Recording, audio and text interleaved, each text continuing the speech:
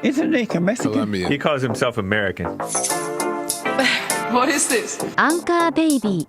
And in this corner, it's the American Anchor Baby. Daddy's home. That's an offensive term. People find that hurtful. You mean it's not politically correct? Excuse me. I'll use the word anchor baby. No, he's an anchor baby in Canada. Tell him we still rolling with Trump, too. Anchor baby, the whole thing sounds horrific. You're just making it sound like immigrants are these horrific, greedy people. Ustedes pueden aceptar mi negocio o aceptar las consecuencias. Plata o plomo. So you would be considered white, in my opinion. You the blackest one in this room. I think so. And what happened was his mama got pregnant on the other side of the border. And then a few hours before, just before it was time for him to pop out, she jumped across the border and let him fall on America's soil. So he became the anchor baby. They don't call him the anchor baby for nothing. Amazing. We like this anchor baby, right?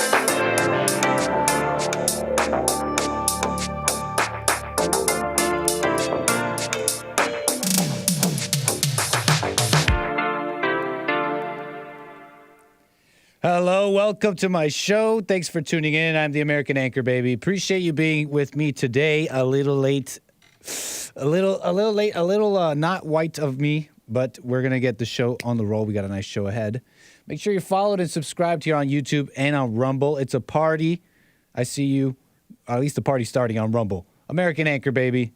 You know where to find me. I see you all in the chat. What's up? Appreciate you being here. Very nice. Okay.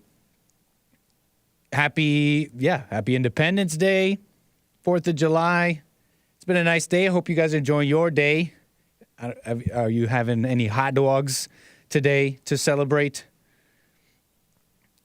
Or burgers? I don't know, whatever. But have a happy Independence Day. Enjoy your day. Many have it off. I don't have a July 4th fit.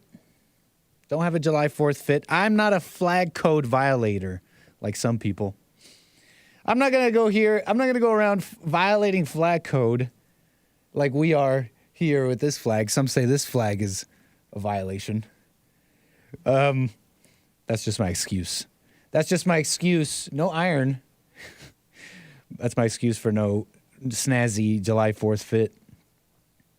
Is there a flag code violation for the Confederate flag? Anyone know? Wearing the Confederate flag, asking for a friend. But yeah, good show with Joel. You guys catch Joel Friday? Nice show. You know, he's right about, if you missed it, he was saying something about there's an anointing with Americans and being an American.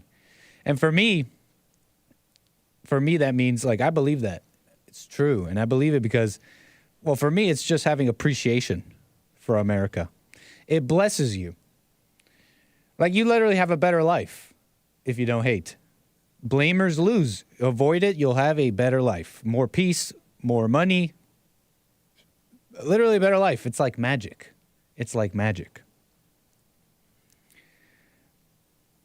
I was watching The Patriot last night. Anyone seen that movie? The Patriot. Mel Gibson plays a farmer whose son enlists in the Continental Army. Nice movie. His son's captured by the British, and so Mel Gibson has to come out of retirement, I guess. He used to be like a soldier in the movie. He has to come out of retirement and be a boss and get his son back. But, you know, the opening scene of that movie, anybody knows.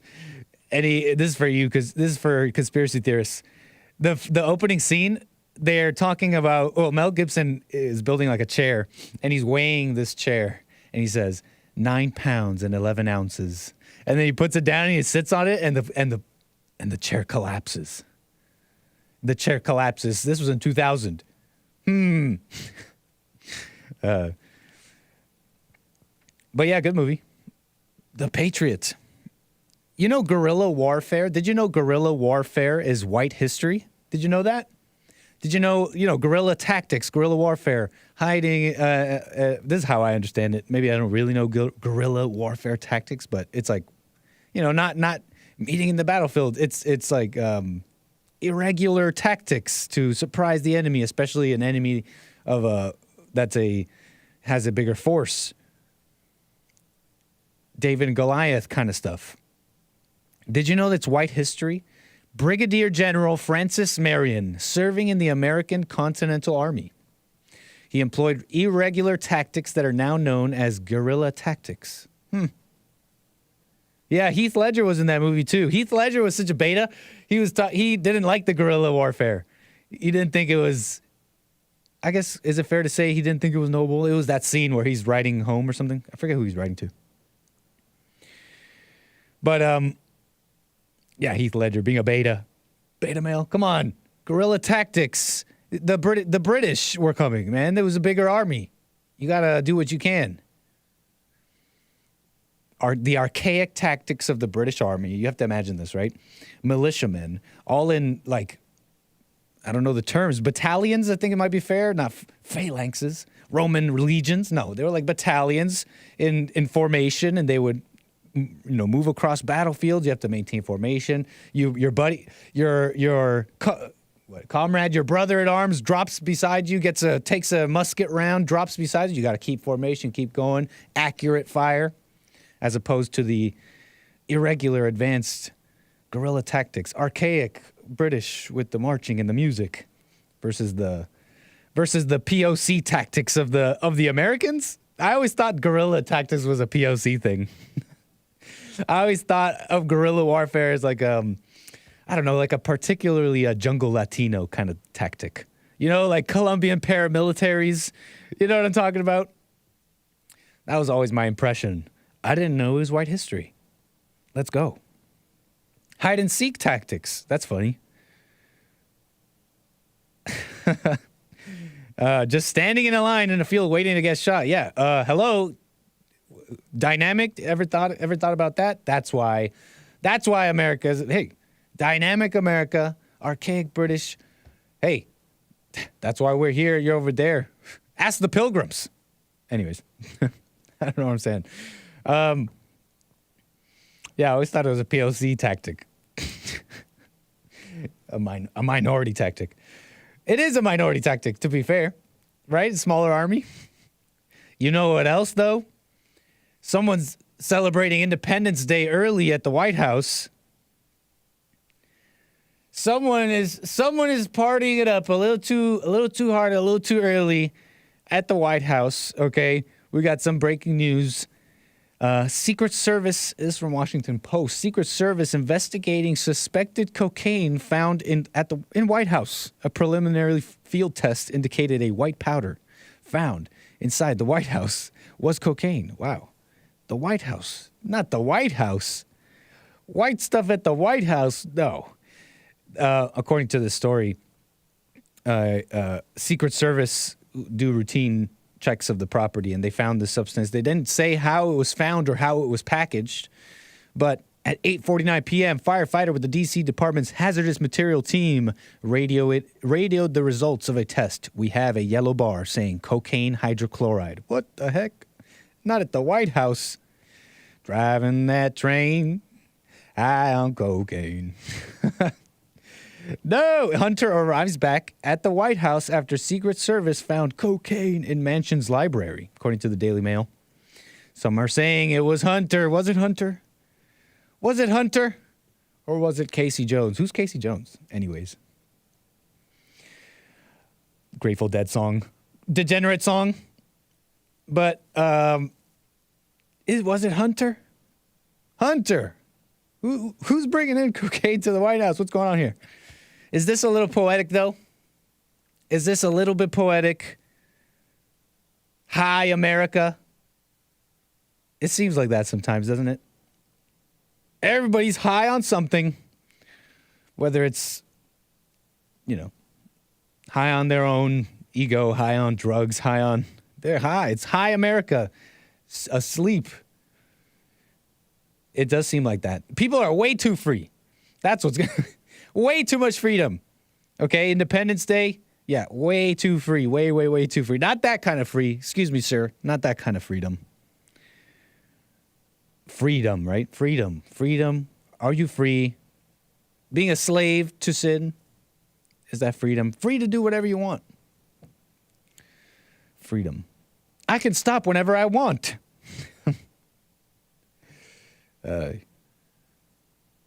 Under the influence. What are you under the influence of? They say chemicals. They say compounds and substances. Chemicals. They say sometimes lack of chemicals. They say you're low on a brain chemical, and they say that's why you're depressed. You have a deficiency in the happiness chemical of the brain. I cringe at like chemical talk because it doesn't go far enough. Chemicals that were chemicals and hormones. But so they say under the influence of chemicals. They say you are your true self when you're drunk. That's what I heard growing up. I'm not so sure. I'm not so sure about that. I've always known that that's not quite true.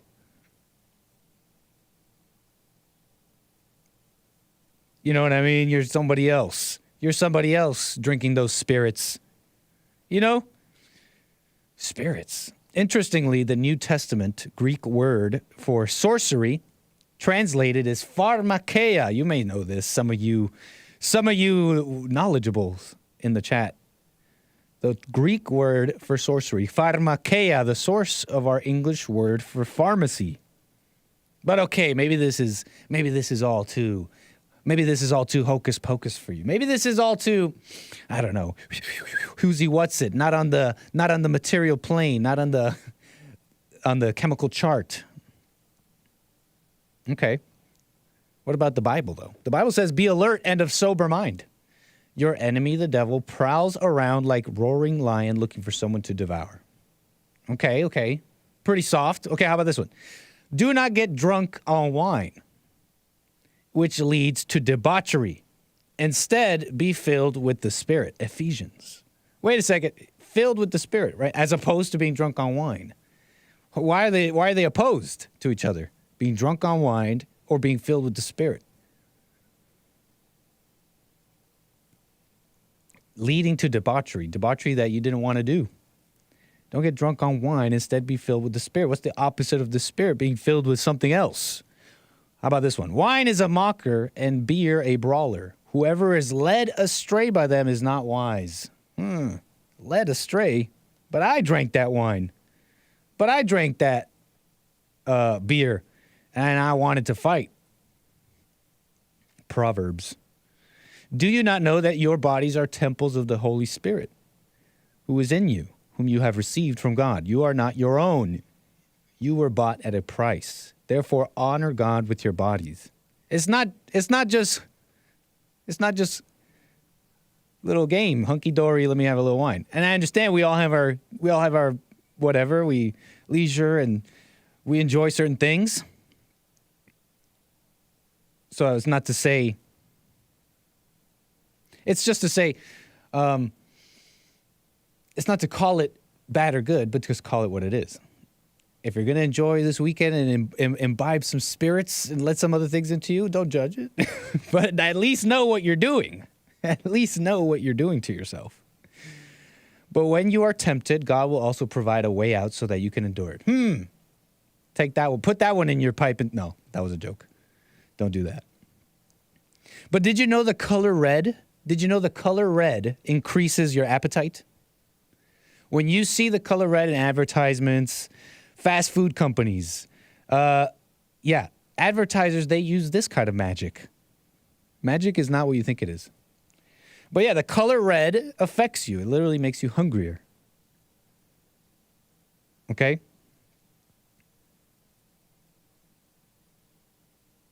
A type of magic. Magic? What's magic? Not Harry Potter spells. You know who Aleister Crowley was? Mr. Crowley. English occultist. Very weird guy. Weird guy. Yeats would call him a madman. Another English smart guy. Whatever, these smart people writing smart books. It's White History Month. But Aleister Crowley, I mean, he wrote, it's like his first published book, Diary of a Drug Fiend. Okay? And it's messed up, some of the stuff that's in this thing. Some of the stuff that's in this thing, but he talks about his recreational drug use and all this stuff, and weird experiences, okay? He talks to demons. And meanwhile, you guys are out here smoking pot, doing mushrooms, and doing CIA drugs like acid. Okay, you guys are out here. Oh, I'm just having fun. I'm just going to a festival. I'm just going to a festival and smoke a little pot. Drugs are portals. Drugs are portals. You don't know what you're messing with, okay? You don't know what we don't really know anything. We don't really know anything. Like I've always imagined a Satan as like very wise. You know what I mean? Wisdom in the sense of just being just being in such an old spirit, thousands of years old, wily. You just know too much. Knowledge, very dark stuff, okay? Knowledge you're not supposed to know.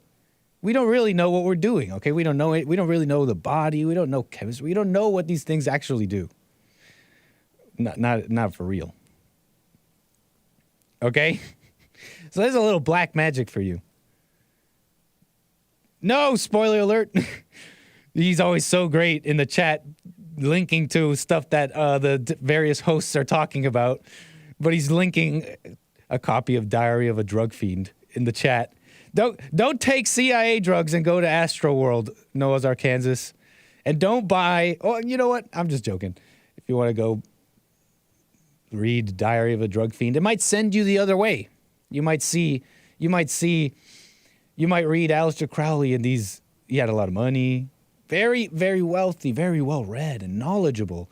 When you see these types of people, rich and knowledgeable, turn to Satan, you might turn the other way. You might turn the other way. You're like, dang, Satan can get anyone. Wise as serpents for educational purposes. Absolutely. There you go. Spoiler alert. But don't use the black magic, fellas. Yes, fellas, you have access to black magic. Did you know this? And ladies too. Some might say it's the source of evil magic, black magic. But, you know, I've had callers call in about this stuff. Magic and stuff. And numbers and Satan in music or Satan in like symbols and stuff like that. So I've had people call in a little bit about that. You know what's really black magic? The ability men have to manipulate women's emotions, because women are subject to you no matter what. I've realized, okay? You basically, like, men control women. They literally control women even when they're weak, okay? So we'll get into that in a moment here. We'll also be taking calls, 888-775-3773. But there was this recent tweet by a woman. And I don't say that with an ounce of disdain. Pearl Davis, Pearly Things, just Pearly Things. You may have seen her on The Fallen State. She had a great episode with Jesse. And she's a YouTuber. But she's like, she's on our side, conservative, kind of saying what's up with the women and the men, calling out certain things. Does extensive commentary on men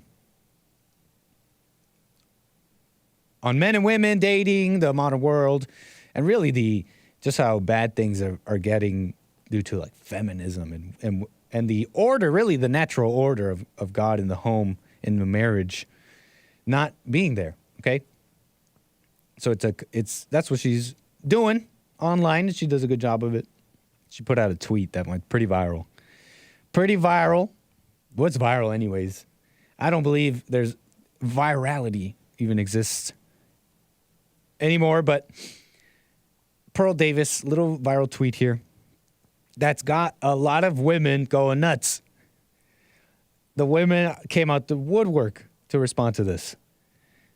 Pearl Davis tweeted, "Yes, you're less attractive at 35 than at 25 as a woman. This used to be common sense 50 years ago." Yeah, mad retweets, quotes, likes, views. It's got the conversation rolling, the ball rolling. And women aren't happy with this comment. What's so controversial? What's so controversial about that? What is so controversial about that?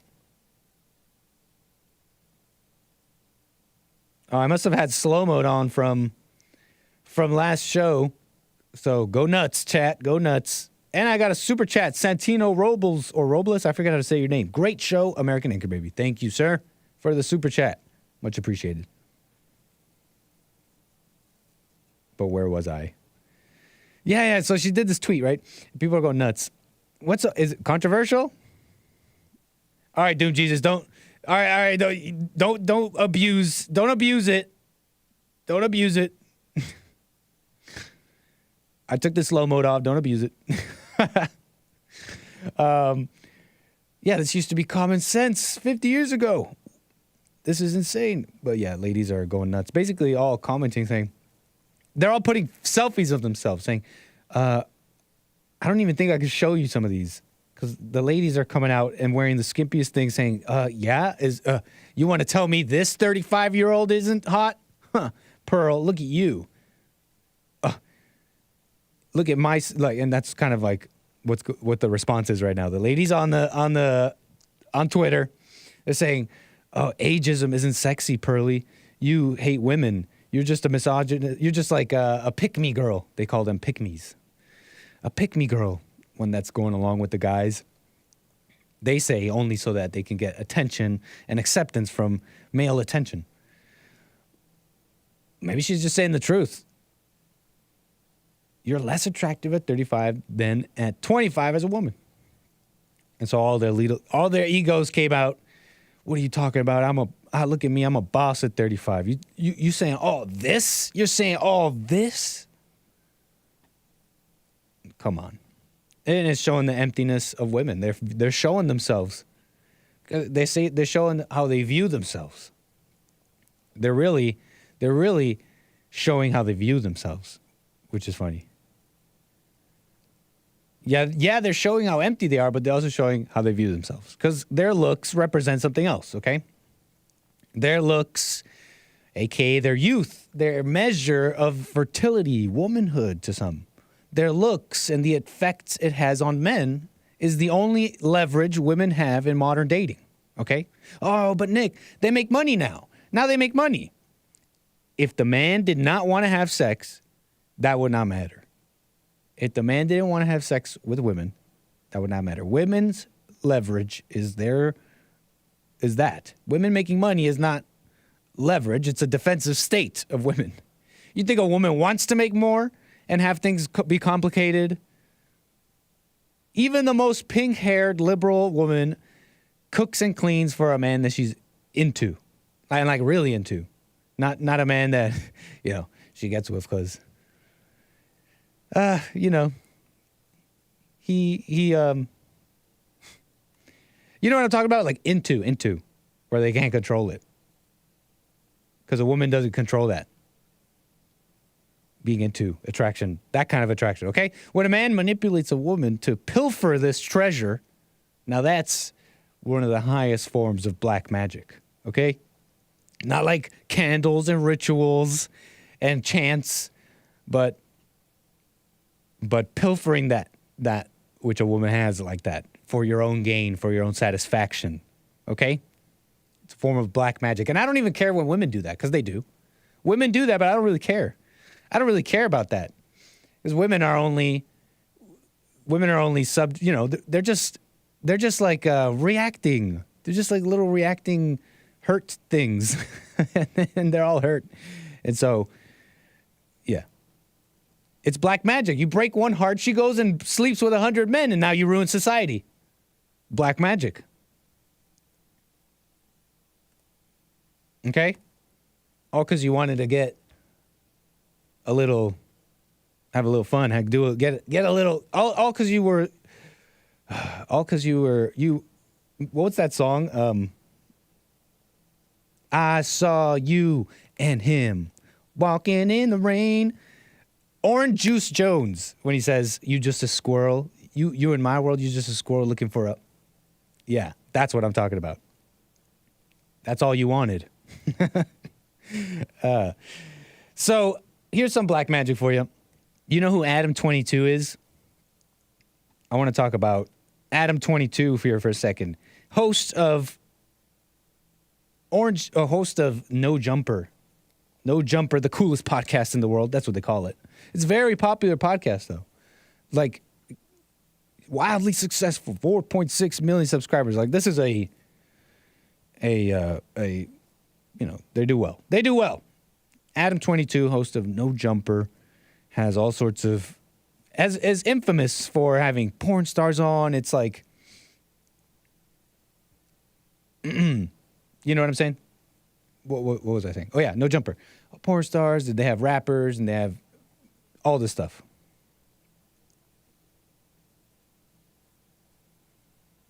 And so they're known to be like degenerate. They're kind of into that kind of stuff. And Adam22 is the same way. He's kind of into, he's just very liberal, okay? He's okay. Love is love. You do you. He's been, it's funny because you'll have these rappers on his show. And these rappers are very, usually, it remains to be the case even today, most of these rappers he has on, if they talk about something gay, they'll be like, oh, no. They'll, like, react. Like, they'll be like, no. I'm not with that gay-ish. Oh, I'm not with that. And it's so funny because Adam22 is, like, an opposing liberal energy with all these rappers. These rappers will be, like, totally gay-averse, and he'll be, like, totally liberal about it. Like, love is love. Hey, look. But he's got all the tats, and he's all, like, he's got the right image, so he's all cool about it. He's like, yeah, no, love is love. And he says it in a different way. He has like a very interesting way of making degeneracy sound like as if the rappers thought of it.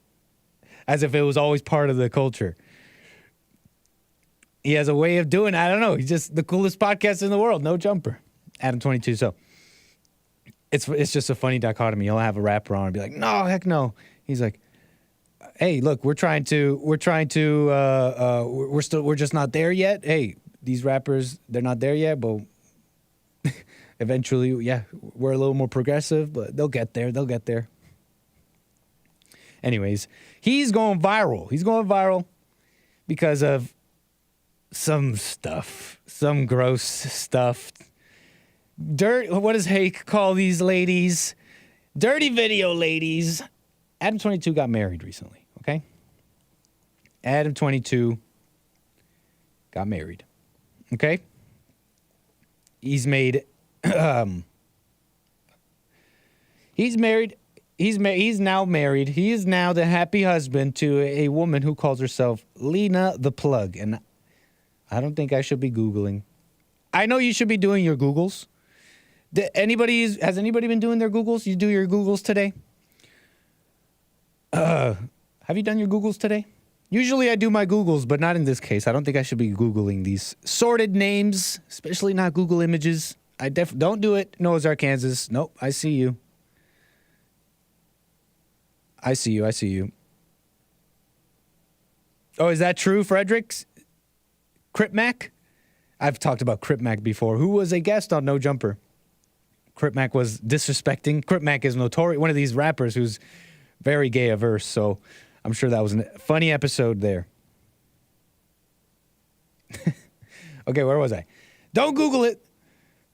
But yeah, he's married Lena the Plug, who's a dirty video woman.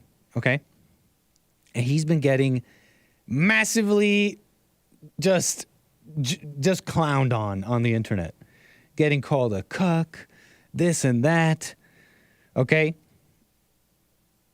And the big stink, besides him marrying this, it's not a surprise, right? I believe they've been dating, and he's done adult films with other women, and she's done other stuff with other men, I believe. But I believe something happened recently where his now wife made one of these dirty videos with another man, which I believe is a first in their marriage, in their relationship. Okay, a trauma. Okay, you know your first. You know many of your firsts are traumas. Did you know that? A trauma, a break in your worldview. So he's getting clowned on, right? He's getting clowned on. She puts it out. Oh, I'm so excited! I'm going to do this video with this guy, and he's getting massively clowned on. He's been defending himself on Twitter. And it's been a bit of a fiasco, I guess. And he seems to be totally cool about it, right? Coolest podcast in the world, coolest podcast host in the world. He's just acting cool. It's officially been a week since I let my wife do a porn with another guy. I felt a little jealous at first, but overall it wasn't that big of a deal. She's watched me sleep with hundreds of girls, and it's never affected our relationship. Sleeping with that gentleman has been amazing for both her career and our business. Overall, I'm glad we did it, and I'm not going to read the rest of that.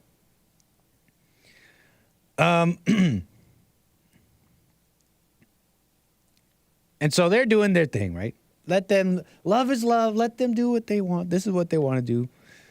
That's one thing you could say, fine. And that's true. That's true. Like do what you want. Okay? But he did put it out publicly. He's a public figure. He's putting out this publicly and saying it's normal and fine. When it's not. He's saying, kind of weird how calling me a cuck is supposed to offend me. I saw the video of my wife getting, having sex, and I thought it was pretty hot. If that makes me a cuck, so be it. And so, what am I getting at here? What am I talking about here? It's not just the sordid things happening in behind closed doors and online between these now married people. It's not just that. This is a sensational, salacious story, but it's also emblematic of some things going on. Okay? Here's one more last tweet. Last tweet by Adam22 here about this. And he posts a picture of himself doing a bench press. And he says, I wasn't born with the strength required to let another dude have sex with my wife. I'm kind of cleaning it up. It takes hours upon hours in the gym to gain this kind of strength. Weak men will never understand. Jeez. I mean, you guys are cringing in the chat. You're saying, cuck, oh no, couldn't be me. America's a mess. Yeah, the word rhymes with schmuck. Yeah. And that's fine. That's fair. But you know what? It does take a form of strength in a weird way. Not not real true strength. But it takes a kind of a form of strength to withstand this hazing ritual that he's putting himself through, okay? Just follow me here. Where you revel in whatever nastiness you are in, okay? There is a dark, I guess let's call it a black magic in accepting your situation and evil. What I'm talking about is not accepting that you can't change yourself and being okay with that and knowing that you want to. No, I'm saying just thinking that all these dark things that you're into, your desires and passions and emotions, and the roads it leads down, to think that that's you and accept it and just like go all in and think that that's me and this is just me and this is life. Don't judge me. There's a black magic in it, and it propagates itself. Okay, it spreads. Women see this and think, okay, Adam22, he's coolest podcast in the world. Money. I don't have to save myself. I could still get, someone like Adam22. And men see it too. It's an example, right? It's an example. Coolest podcast in the world. They're being an example. But there's also, you know what's a real black magic? Not candles and chantings, but trauma. Okay? Ever notice how hate, it spreads, right? It propagates itself. That's why the gay thing is so evil too. It ends a bloodline while spreading trauma. But all hate is like that, right? You break her heart, she sleeps with 100 guys, and you destroy society. Sex is not just sex. For most people, it's a trauma. For women, it's usually a losing bargain. Okay? It's a losing bargain. You don't get the marriage out of it. It's a hookup. That's a loss. That's losing. Okay? Giving up your youth and best years. Men, expend their power, expend their energy on a fruitless conquest, okay? Making nothing. Trauma. Sex is trauma. And other ways that trauma, I guess, spreads and works through people. Okay, traumatize people. They need to traumatize others and spread it. Okay, that's why miserable people, they love company. In a relationship, a miserable person, they can't handle someone just being at peace. They have to bring them down to their level. Okay, and so that same trauma is in the way you communicate. For example, pretty much all communication is like nonverbal, especially with your woman, with your girl. Your energy, she's reading it, okay? She feels it all. That's why you have to stop talking to your girl, okay? Stop talking to your girl. Don't speak. You can't keep her around with the information and the words, okay? You're gonna lose. Don't talk how you feel and what you're thinking. Just tell her what you're gonna do, and then do it. Yeah, stop talking so much. But in that talking, there's a black magic. Manipulating women is so easy. Okay, the power that men have over women, the black magic they have it works in multiple ways. Like if a woman's into you, if she's like into you, she'll like do anything. She'll cook and clean naturally. You don't have to tell her. But also, they're always subject to you no matter what. That's why this whole pickup dating thing, the way pickup is right now, the way dating is right now, pickup, hookups, that whole culture, it's so dark because the men, in all cases, even you're not Christian, you're weak, you're a beta, whatever, that you have an authority over women. You control your woman. You control women regardless of your strength or your state. You follow me here? Are you paying attention? Am I making sense here? I happened upon this passage in the Bible, Corinthians. It was Principles for Marriage. And it was Paul, right? Paul wrote this. It was the letter, Corinthians is Paul. Last I Googled. And it's quite fascinating. I feel like I may have read some of this before, but I felt like I read it for the first time today. And he's writing about principles of marriage. It is good for a man not to have sexual relations with a woman because of the temptation to sexual immorality. Each man should have his own wife and each woman her own husband. The husband should give to his wife her conjugal rights, and likewise the wife to her husband. For the wife does not have authority over her own body. Oh, sorry. Yeah, the wife does not have authority over her own body. The husband does. That's why the Bible is the Word of God, man. Because it's always pointing you to something outside of what you can do yourself. And that's probably unclear what I'm saying here. And I jumped ahead. Let me get back to what I'm saying here.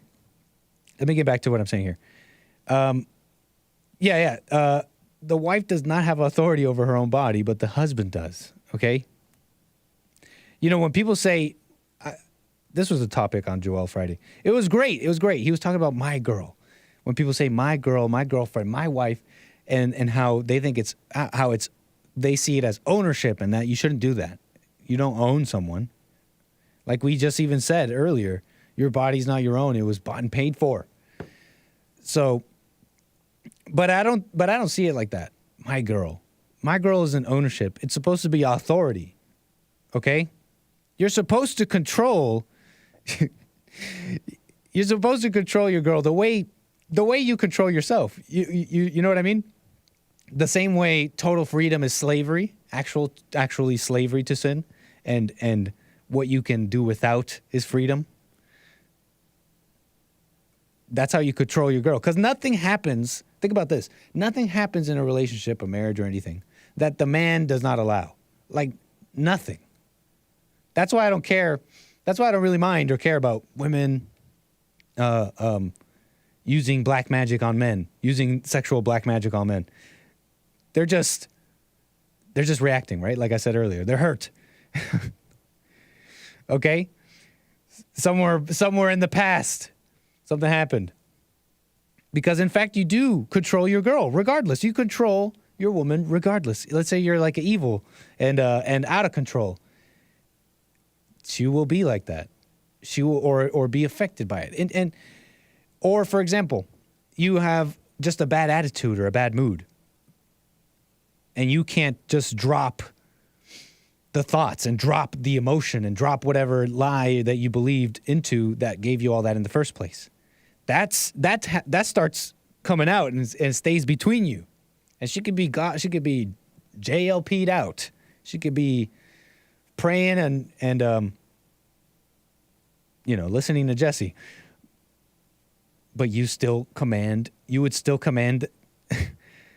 that relationship into evil. You know what I mean? Now, if she's decent, she probably would see that coming, wouldn't even deal with you. But anyways, I'm rambling a little bit.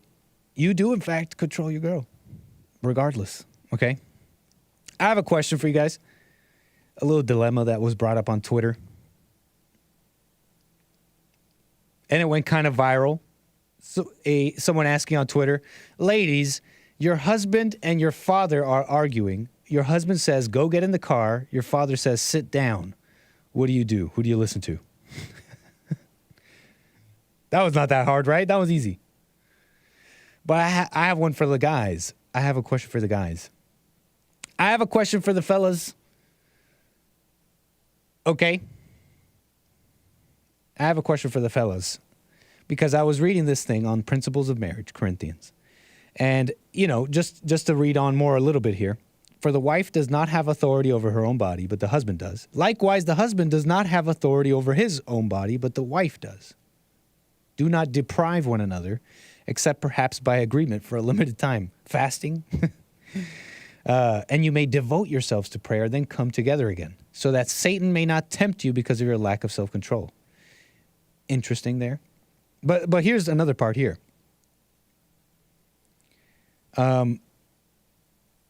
Here's a part that's very fascinating to me. To the rest, I say, he goes on and mentions, it's nice, it's good to be unmarried, stay unmarried. It's good to remain single. If you can't exercise self-control, but go marry, then fine. But to the rest, I say that if any brother has a wife who is an unbeliever and she consents to live with him, he should not divorce her. You marry her, she's not this godly woman, like she's not a Proverbs woman like she said she was. Don't divorce her. If any woman has a husband who is an unbeliever and he consents to live with her, she should not divorce him. For the unbelieving husband is made holy because of his wife. Hold up. What are you saying she's leaving? What is this? Paul, some say Paul doesn't know what he's talking about. He says, for the unbelieving husband is made holy because of his wife, and the unbelieving wife is made holy because of her husband. I have a question for the fellas. Would you... Oh, wait, sorry. Let me read the rest of this because it's important. Otherwise, your children would be unclean. But if the unbelieving partner separates, let it be so. In such cases... Oh, wait, hold on. For how do you know, wife, whether you will save your husband? Or how do you know, husband, whether you will save your wife? My question for you fellas, saving your wife. Would you be okay... be honest, would you be okay being in a marriage where the woman is an example, is the light? What would you do? What would you honestly do? You're like, oh, you know what? This isn't for me. I'm supposed to lead. I'm supposed to be the leader. Or would you put aside your ego? What would you do? And what would it mean?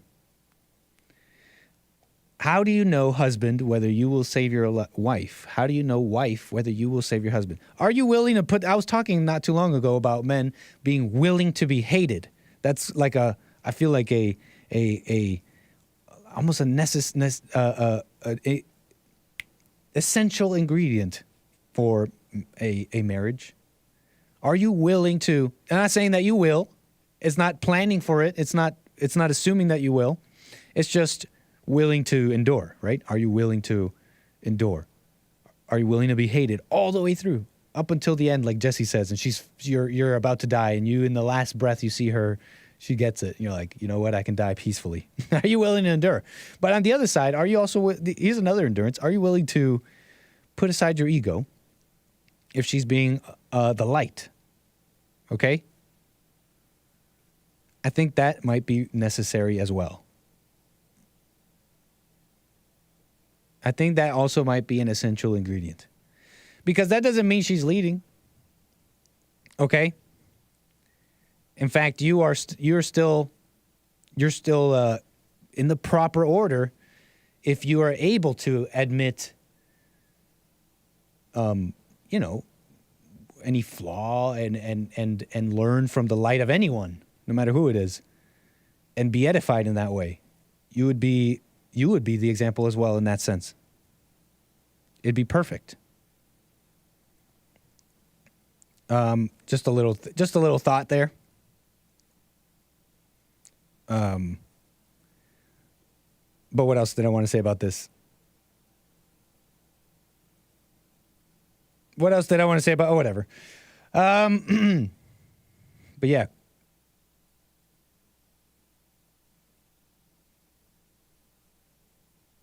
Yeah, all you picking up women at the club, that's the black magic. Using people. Also, you know what? Speaking of clubs and hanging out, don't let my woman, don't let her hang out with hags. Don't let her hang out. Control her. And don't let her hang out with I'm sort of joking here, tongue in cheek. You can't really force anyone to do anything, and a decent woman wouldn't want to hang out with hags. If you know what I'm talking about here, you know, women, they can get haggy. They get a little older and jaded. They get their hearts broken, and they sleep around, and then they'll affect other women around them. Okay, now if your girl was decent, she wouldn't do it. She wouldn't have those kinds of friends anyways. She might even ask you for advice. Hey, should I hang out with this person? Should I move in with this person? But yeah, don't let her get her away from her friends, her haggy friends. But anyways, you know, lowering inhibitions, we're kind of talking about this too, being under the influence of drugs. Sex has a similar avenue, okay, especially for men. You're expending this energy. You're expending this energy and lowering your inhibition, okay? Your inhibition to what? To be influenced by something that's not you, okay? Sex has a similar avenue within you. You know those memes? All those memes of, am I allowed to say this? No fap? Jeez. That's real, okay? I won't go into detail. But those memes are real. Of people doing that and becoming enlightened. Meanwhile, it's a trauma for women, right? There's always a winner and a loser. That's why you're supposed to marry her. Anyways. Lest she go into conflict and just inflict trauma on 100 others. Anyways. Speaking of black magic, look at this video. I just found this hilarious.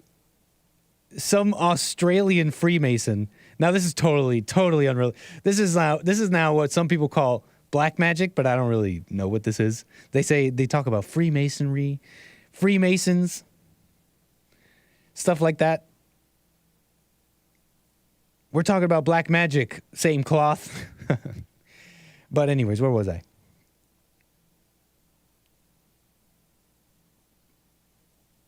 Oh, yeah, magic and Freemasons and Freemasonry. I don't know much about that at all, but I happened upon this video, and I thought it was so funny.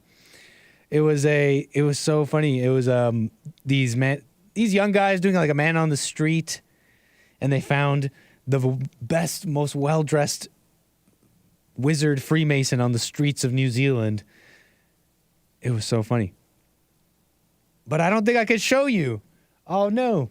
I'm sorry, guys. I don't have it quite set up where you'll be able to hear it. That's my apologies. I'm not using this system correctly.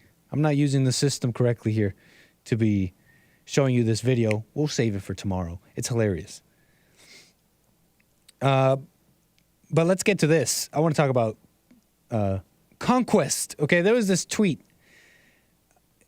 It was tweeted out by this guy named Ian Miles Chong. Okay, Ian Miles Chong on Twitter. Still Gray on Twitter. He's, I believe, Malaysian, and I believe lives over there.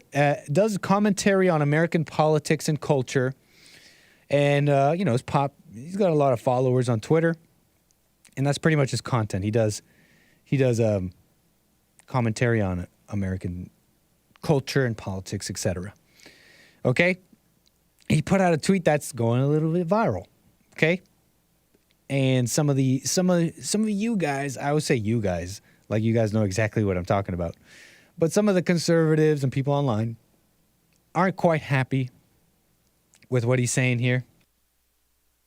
And he's referencing the French riots, okay? And if you don't know, there's been riots in France. These French riots, an immigrant riot, progressive/immigrant riot over Nahel, the 17-year-old Algerian who was shot by French police after driving away from police officers in a vehicular weapon. Ian Miles Chong commenting on this, he says, "If you're proud that Europeans conquered and subjugated other people, then you should be perfectly fine with the same thing happening to France right now. They're being conquered and they're surrendering without a fight. That's how it works." And so people are like, "Whoa, see, leave it up to a POC, a non-white." There's someone black-pilled on Twitter. "Non-whites will always resent you," and that's kind of some of the sentiments I'm getting towards this tweet here. This POC, see, he's just gonna be a white hater at the end of the day. Because Ian Miles Chong is a bit of a, could you say conservative? He's, anti-woke, anti-SJW kind of stuff. Anyways, if you're proud that Europeans conquered and subjugated other people, I don't know why, subjugated, right? It's kind of adding to it. Then you should be perfectly fine with the same thing happening in France. And so I'm not quite with, I don't know exactly what he meant, but my first impression here, I'm not exactly with everyone who's mad at him for saying that. Because I'm not one of these people who says that's bad, that Europeans went around conquering stuff. But when I read that, I didn't take it as that was bad what they did. He says here, they're being conquered and they're surrendering without a fight. Isn't that what's happening, though? There's a conquest going on right now. Ideologically, religiously, those people in France, those people who immigrated and invaded France, they're not like the French people. They don't agree all the way. Can we call that being conquered? And can you call that being surrendering without a fight? Isn't that accurate? For me, I see that and it's like, maybe you should fight. Now, some might read that and think, oh, he hates white people. But I read that and think, yeah, maybe, I'm not trying to be black-pilled. I hope it's not too late. But if we did everything we could, it's possible to maybe turn it around.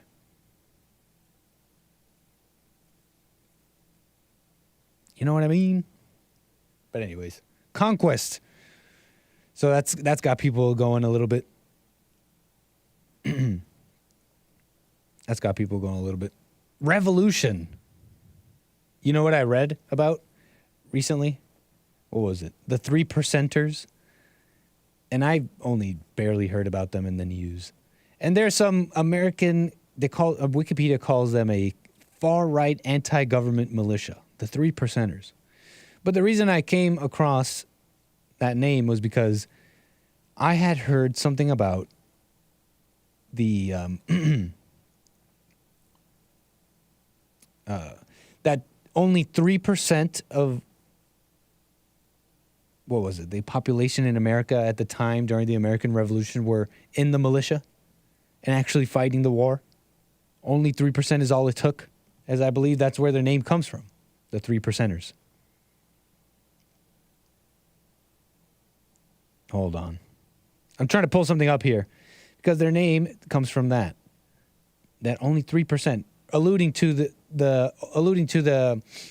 that you don't need that many people to wake up. You don't need much. You don't need much for a revolution, okay? And I came across this in 3%ers, and what was it? Where did I see it? It was, I believe, Wikipedia and other sources trying to explain to me that it wasn't 3%. Okay, that's a dubious claim. You don't need 3%. It was more like 40%. And Wikipedia and other publications debunked that claim that it was only 3%, that you don't need that many people to have a revolution. Wikipedia totally debunking that. Wikipedia must have not read the Bible. Was it Gideon? Gideon's army? Didn't God use Gideon and his army of not many to defeat the many? What about his disciples? How about one man? Jesus, one man. How about that? They must have not read the Bible. Wikipedia must not be aware. But it is a bit of a conquest, no? I was speaking about affirmative action too the other day. And about Harvard. And the notion that affirmative action lets these people in, like blacks and other minorities, who normally wouldn't be allowed because if it was truly meritocratic, it would be only white people or something. But I come to find out that even the white admissions aren't this free meritocratic thing. Okay, it's mostly legacy admissions, nepotism, and athletes. Okay, those white people that actually are being admitted, it's that kind of stuff. Legacy, family, athletes. Well, activist lawyers are demanding that Harvard end their legacy admissions, as they argue it unfairly favors white students. So they're it's just so evil. This is another form of black magic, using this language, double language here, flipping it on, making it upside down, okay, flipping meanings. They say they ended affirmative action, right? So you can't decide on the basis of race. Well, they turn around and say, well, legacy admissions favor on the basis of race. They favor white students. Isn't that affirmative action? And now they're going to use this language to try and take away the already hindered entrance of white people into Harvard. You see what I'm saying here? Legacy admissions. It's just so weird. Language and how it's used to obfuscate and confuse. You start the story in the middle.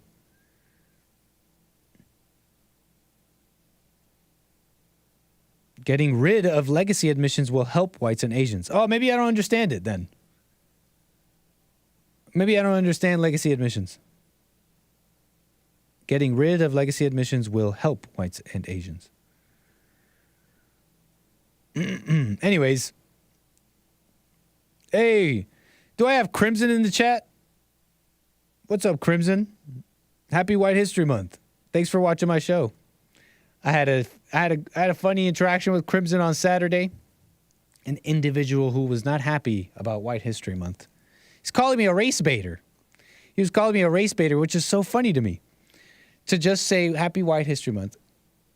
I think a lot of people would see me as a race baiter. I think people who even agree with me or even some of my viewers here, they would say, All right, Nick, yeah, we agree with White History Month, but you don't have to be going into random VR chat rooms and saying Happy White History Month, which is not exactly what I wasn't just going into rooms saying that. I might have done that a little bit, but I honestly feel nothing. I feel nothing except appreciation when I say White History Month. So then how is that race baiting?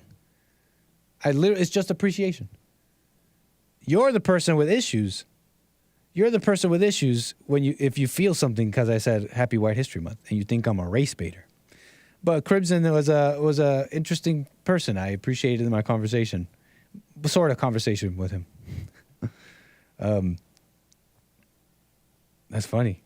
I didn't think you'd show up in my chat there, Crimson. I'm a little surprised. I'm surprised I'm wondering how you even found my show in the first place. Because that was fascinating.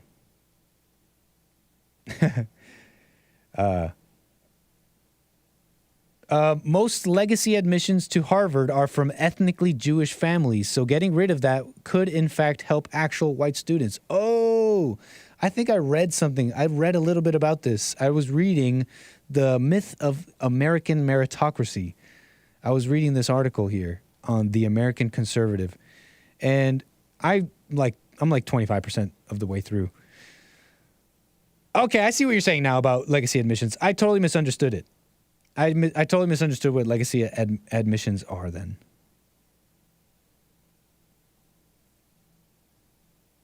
Yeah. Interesting stuff. But where was I? Crimson, thanks for joining. Crimson, he's funny.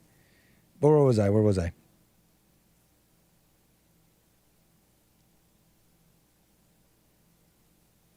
Yeah. Yeah. 888-775-3773. Are you practicing black magic in your life? You guys are already calling me.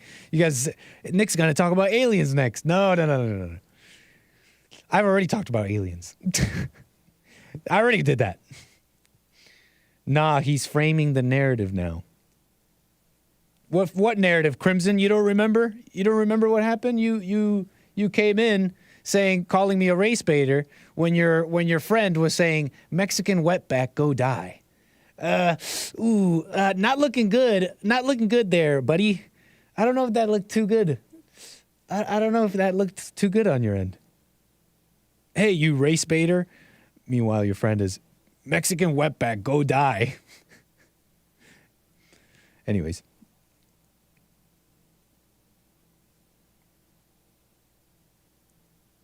Call if you got a problem. What's wrong with White History Month, Crimson? Come on. You were so tough the other day. 888-775-3773. You were so tough. What's wrong with White History Month? Sincerely appreciate you tuning in. How'd you find my show? Did you already say in the chat?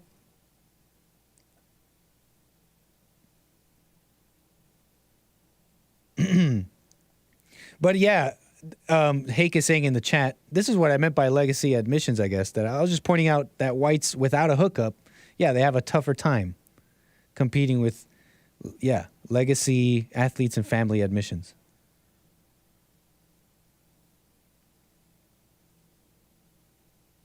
Right on. It's a toll-free number, man. I should get a Discord going or something, but I have that on Fridays when I do the flight. When I do the flight show, I'm on my computer.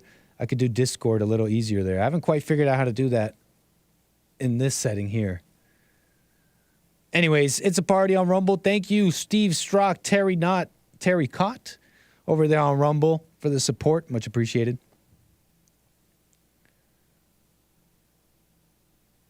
Yeah, insert chicken song here. Oh, come on, Frederick. It's an 11-month thing. Nobody celebrates White History for 11 months, okay? People barely celebrated this month. That's why we got to do it. All right, y'all. Let me see here. What else do I got for you guys? Because that's pretty much the show. We'll leave the Freemasonry for tomorrow. How about that? But yes, control What was I saying earlier? Yeah, everything is nonverbal with your woman. Drop it all. Drop any negative, anything you're thinking and any BS you're thinking. Drop the black magic. Stop manipulating with emotions, because that's what you do when you have trauma like that. You try and make other people feel bad to control them. Okay, that's what you do to your girl.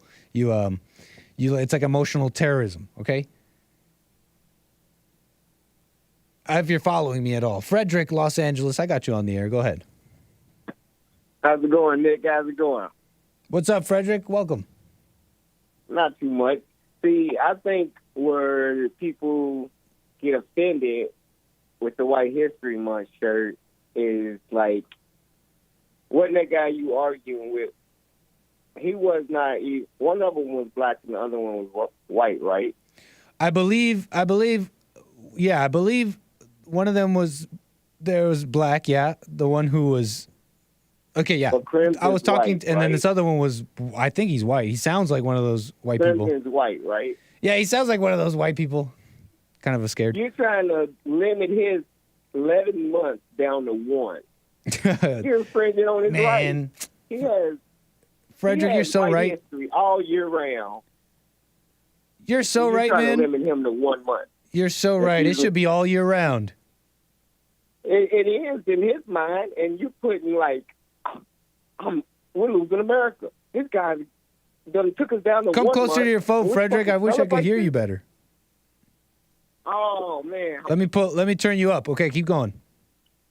Okay, yeah, he might be like, and you're trying to shrink us down to 1 month. That's so true. That's disrespectful of me. I'm telling Crimson people. He should only celebrate 1 month when it should be all year round. I totally agree, Frederick. It's a shame it isn't.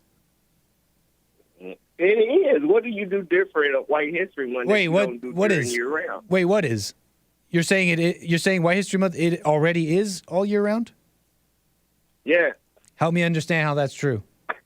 What's your evidence for I mean, democracy. Is it White History Month on Pride Month? Is it White History Month during Asian API Month? Is it White History when it's anti-Christian, anti-white, anti-America this, anti-morality, pro-degeneracy? Is it white when it's all those months? Help me understand. If you believe in a diagnosis of the trauma and the depression, you will be a victim. Victimhood is a lonely place to live now. Come on. Can you repeat that statement one more time? Don't worry about all the trauma and all of the riffraff. You got to focus on like the people with the mindset that we're already losing this country now, and it's narrowed down to 1 month. I think I'm following. You're saying even though every other month, every other week, they have some degenerate month or some anti. They call it AAPI or Black History, which is really let's hate America and hate white people. You're saying even though those things happen, despite that, in our hearts we should be celebrating white history and be above it all. That's what you're saying? Yeah, if that's how you feel. Yeah. Wait, can you say that? This is America. So that's what America you do. Is white history. Is that what you do? Yes. Yes. Nice. So you ignore all the degeneracy and you say, I'm going to celebrate white history every month and appreciate white people in America. That's what you do on the daily? That's what I do? Yeah, I'm asking you. I appreciate God's plan. It's not white people. I don't put nobody in charge or blame for the current situation of America. That's where you fail to realize. I like. Okay, help me understand what you mean by that. The Democrat is a one-party system, so I'm voting to turn American. Like when you see an African American in America, you never have to ask. But that. I wonder if he's American. Okay, you're saying. You know they American. They American as it comes. They was here before 1776. I think everybody after 1776 needs to pay reparations. If your family came to America after 1776, let them be the people to pay reparations. But I thought you were. Wait a second. You were just telling me a moment ago you appreciate white people. That sounds like you have a gripe. That sounds like you have a sour grapes. That sounds like you have sour grapes against white people. I thought you just said you appreciated them. Now you want money from them? No, I'm just gonna push the agenda towards an angle. Like, no, but don't you see how that goes Dutch, against what you just said? I thought you said you appreciated them. No, I said I appreciate what God has. Oh, okay. So you don't appreciate them. I don't you want reparations and money from them. No, listen. Okay, I'll listen. Did you hear the Dutch king, the king over there in Dutch, come out and apologize for racism last week? No, I didn't. Yeah. What a loser. He said, what a loser. He really did that? Year. Yes, Juneteenth, he did it. I mean... and he did it on Juneteenth? No, I don't know if it was after that. Dutch king apologizes for country's historical involvement in slavery. Why should he apologize for that? Yes. Hey, come on now, Nick. No, straight up. Tell me why he should apologize for that. Because he knows slavery was wrong. That's my honest opinion. Wait. No. Say again. I missed it. Why should he apologize for slavery? I said because he knows that slavery was wrong and people are still right now suffering from the effects of it in his country. That is ridiculous. He's benefiting from the profits of it.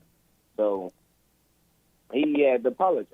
He says, on this day we remember the Dutch history of slavery. I ask forgiveness for this crime against humanity. As your king and as a member of government, I make this apology myself, and I feel the weight of the words in my heart and my soul. But that's so silly because there's nobody... You need to stay up on current events because I think it should be more interesting if you really know how the world feels. It ain't a liberal thing.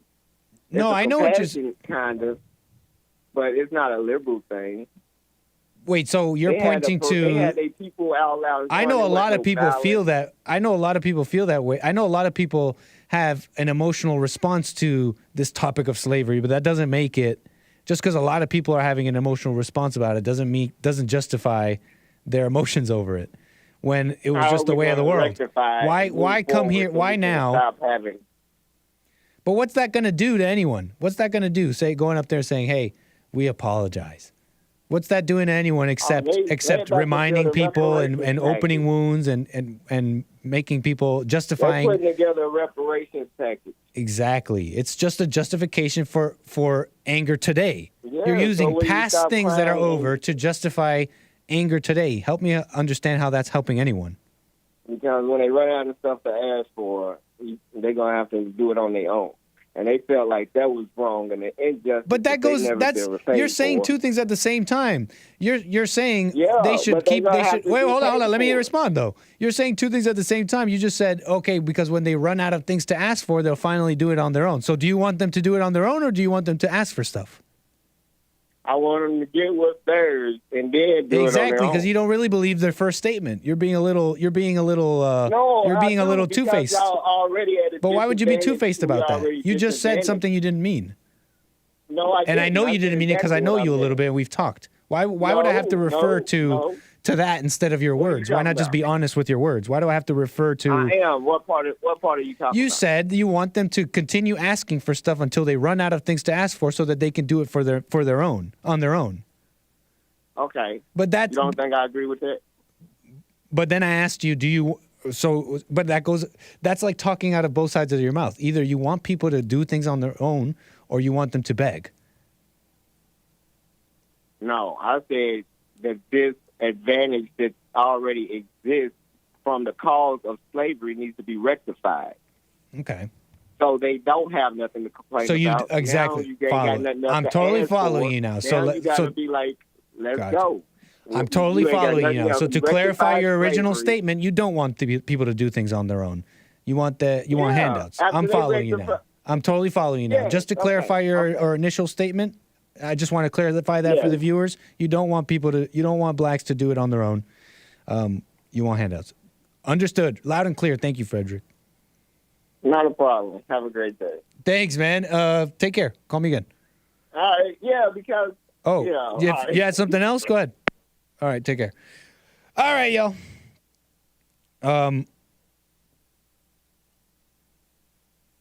What was it? Whatever. 11 months of the year. It's just a joke, and we all know it is. We all know it is. They'll say, well, it's not we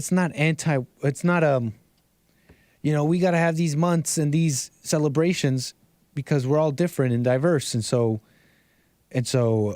why are you getting mad at Black History or this or that, AAPI month or whatever? Because we all know the truth. It's not just that. If it was just, hey, let's celebrate Black History, let's celebrate this or that, then cool.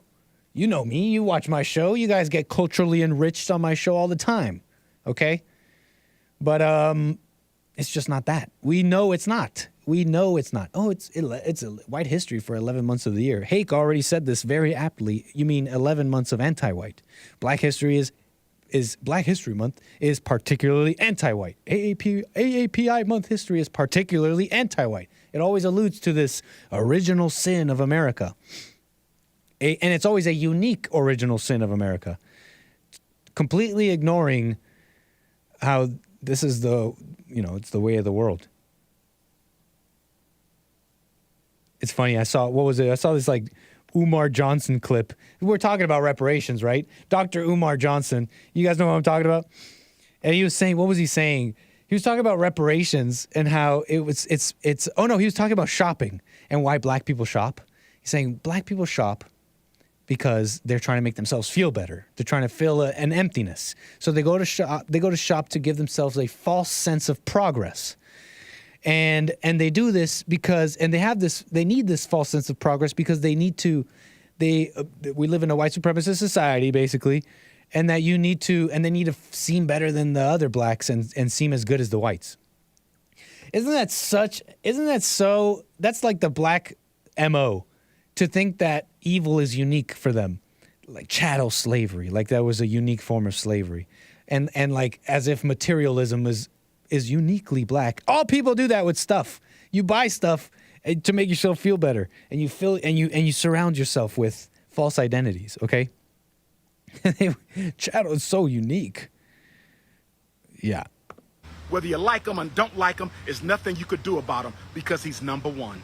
Whether you like him or don't like him, is nothing you can do about him because he's number one. Thanks, Umar. Thank you, Dr. Umar. I beg your pardon. I beg your pardon. I love Dr. Umar drops. All right, y'all. That's pretty much the show. What else do I have to say about this? Don't practice black magic, okay? You don't need to be. If you're so subject to women that you're willing to let her go do dirty video things just so you can continue living your degenerate life. Yeah, that's maybe black magic. Don't do that. Deal with your own trauma because you're just going to propagate it. And subjugate and control your woman with love. The love coming from Jesus and God. And what else? And don't get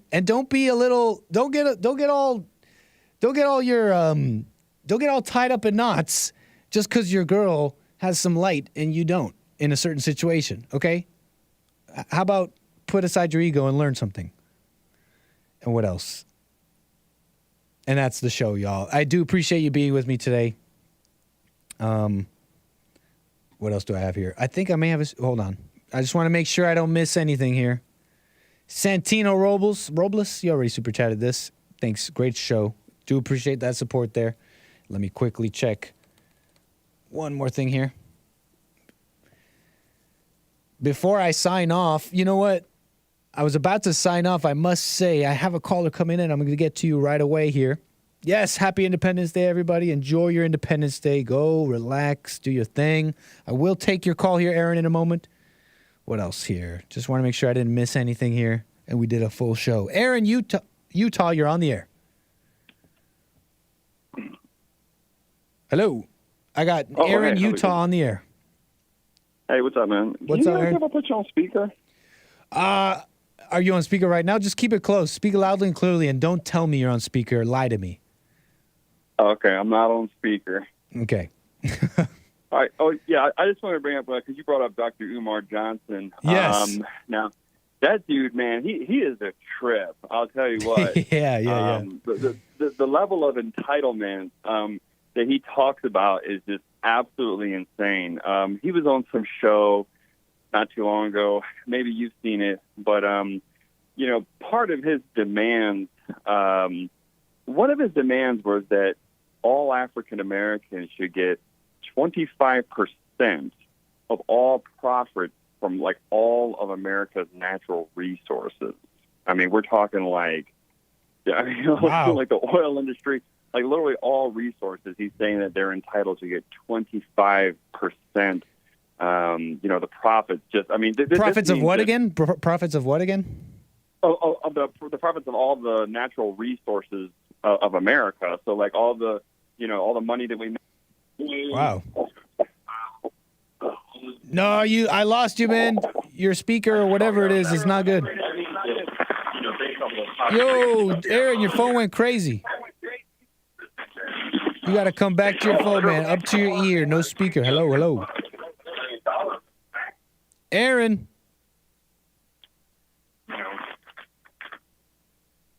Sean, do you mind checking with him?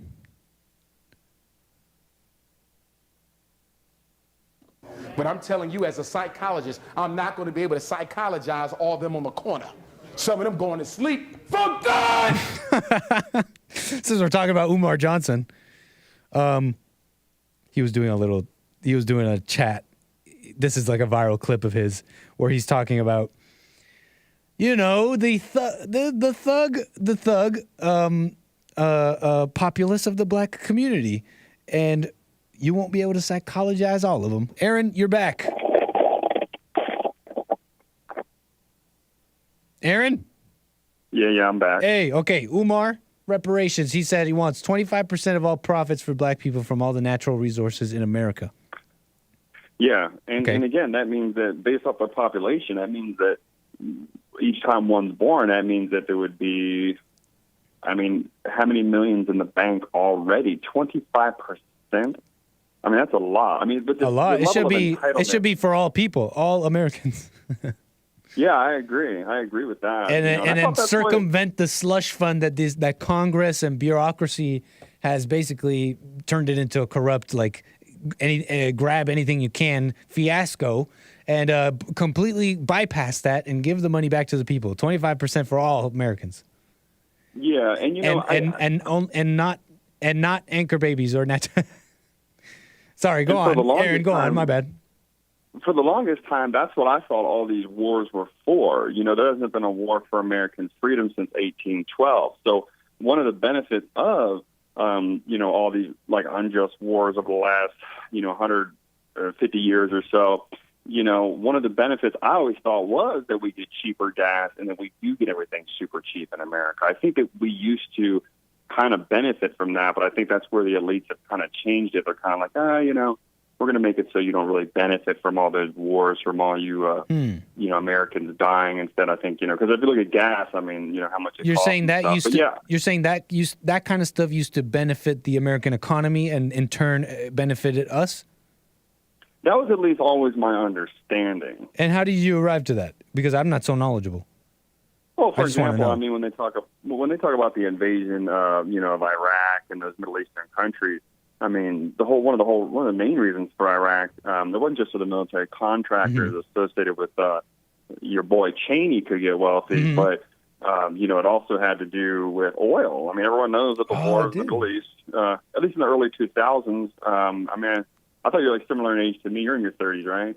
Yes. Well, 29, I think. Yeah. So in the early 2000s, all those wars, it was all over oil. Everyone knows that. It was over gold, oil, and I forgot what the third letter of the acronym was. But yeah, so I always figured that they openly told us back then, kind of, they tell us, hey, we're going to war for oil, but everyone kind of knew it, and that's why gas was cheap. Interesting. I didn't even think about that. Yeah, oil, literally economic lifeblood, more of it, a grander economy, whatever that means. It would, if the economy is supported by degeneracy, you increase that and you increase all of it. I'm understanding now what you mean. Yeah, we looted all of Iraq's gold too. My brother was in the initial invasions of Okay. Afghanistan and Iraq, and he said it was commonly known that they were guarding the poppy fields as well. Interesting. But yeah, I won't tell you, man. I just had that when you said Dr. Umar, man. He's one of those figures. You know, I try to look at him and I try to see the good and the bad in people. You know, he some of his speeches, he does have some positivity to give. You know, toward getting the black family in line and stuff like that. I saw this video where he was telling black women that they were wrong for taking their little girls to see the Little Mermaid and how the Little Mermaid was black. And that they were wrong for that because the whole movie was the black Little Mermaid thirsting for the white man. Yeah. Well, not that too. You know, he's been taking donations. I think he's been taking donations almost like the last 6 or 7 years for to build what's known as the I've heard something about that. I don't really. Academy. I've heard something about that. I don't really care. That sounds a little gossipy for my tastes. I don't really know too much about that or care. Just be honest. One nationalist. Yeah, I'm just looking at it because, like, from a nationalist perspective, you know, it's kind of, he wants his own people to grab themselves by the bootstraps to a degree, you know. But then again, that's an interesting point. Despite the reparations talk and all that, which kind of destroys the credibility of someone wanting to elevate their people. Generally, Dr. Umar does want blacks to do their own thing and make their own community and marry their own and build up their own way. So what's up with people? He was saying no donations from white people to get the school. Really? He's like black people. Yeah, but then he had an issue with the contractors, and I even recorded the clip of him. He gave in one interview he was talking about the contractors getting stuff ready for the school, and he said that the black contractors kept scamming him. They wouldn't get stuff done. He said he hired the white contractors, and they got it all done within 3 months. Yeah, I might be incorrect, but I've seen him. You know, he's critical of black culture and black and certain aspects of black culture for sure. Like think about hip hop and rap music, just degeneracy. Yeah. Like what other race has like a completely degenerate music culture connected to them? Right. Yep, I agree. Well, that's all I had to say. Or inflicted on them, some say. Yeah. But yeah. Yep. Interesting call, Aaron. Anything else? Sorry. No, that's all. You take it easy, brother. Yeah, man. Call me again, Aaron. Appreciate that. Yep. Take care. Moving the wheels. Black stepdad in the chat. Wait, hold on.